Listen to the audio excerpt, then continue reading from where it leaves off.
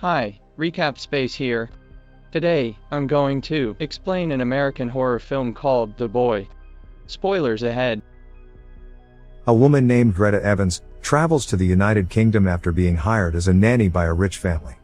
Upon her arrival, she immediately takes off her shoes and looks around the mansion because the owner is away. She is surprised by the arrival of a man named Malcolm. Malcolm himself is a local delivery man who stops by often.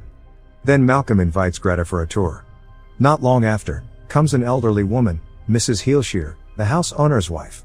Mrs. Heelshear asks where Greta's shoes are. Greta shows where she had taken off her shoes, and she is surprised as they are gone. Mrs. Heelshear casually says, it is probably her son's doing. Then Mrs. Heelshear invites Greta to meet her husband, Mr. Heelshear. She also introduces her to the boy she is supposed to babysit. But to her surprise, this boy turns out to be a porcelain doll named Brahms. She laughs, thinking it's a joke. But Mrs. Heelshear and Mr. Heelshear look serious. Mrs. Heelshear tells Greta that many nannies had applied for the job, but Brahms turned them down because they are neither young nor beautiful. The Heelshears teach Greta on taking care of Brahms, leaving her a list of strict rules to follow. This includes reading to Brahms in a loud and clear voice, playing loud music for him, keeping the leftovers in the fridge, setting a mousetrap, and giving Brahms a goodnight kiss. Mrs. Heelshear tells Greta that Brahms is shy and only moves when no one is watching. Mr. and Mrs. Heelshear then ask Brahms his opinion on Greta. Greta feels strange with what she sees. Mr. Heelshear closes the door for privacy. Before long, the two of them come out and tell Greta that Brahms likes Greta and he wants her to babysit him. Greta calls her sister to tell her about her experience in the house. The following day, Greta hears Mrs. Heelshear, who is angry because it turns out that Brahms ransacked his room. Then, Mr. Heelshear comes, saying that they are going on vacation, leaving Greta alone with Brahms. Mr. Heelshear shows some of Greta's schedules for the next few days. After they leave, Greta begins to ignore the rules, leaving Brahms alone. Greta wakes up hearing strange noises in the middle of the night, and Greta immediately looks for the source of that strange noise. While in front of a painting,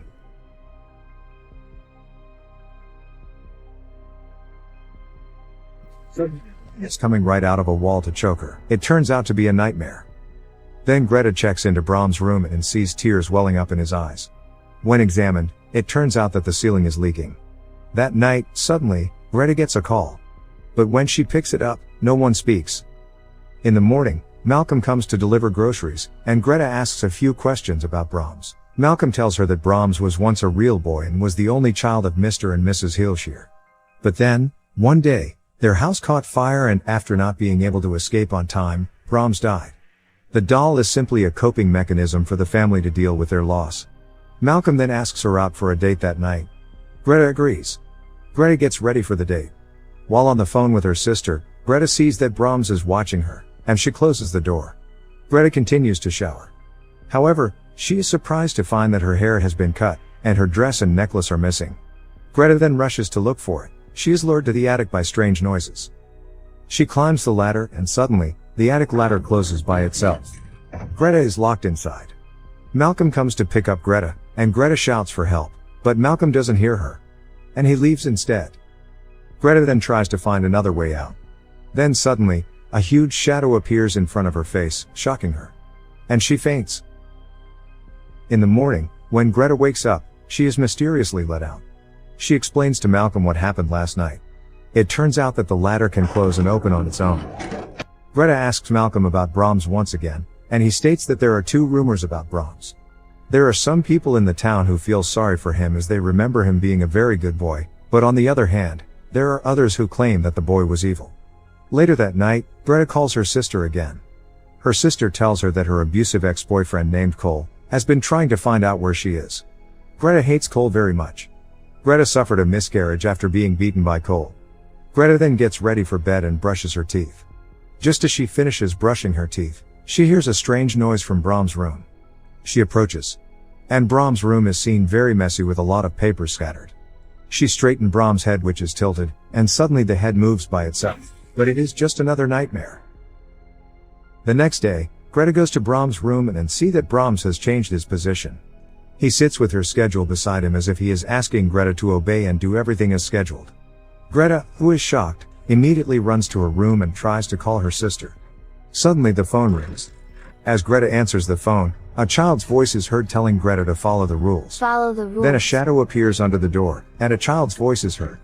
Greta now realizes that the doll holds far more secrets than she had initially imagined.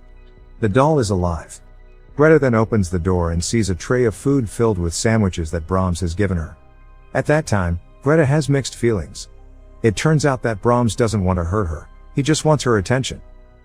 She then calls Malcolm and tells him about it, but Malcolm doesn't take her seriously. A scene later reveals Mrs. and Mr. Heelshear writing a letter to Brahms which states, "We cannot bear to live with what you have become. The girl is yours now."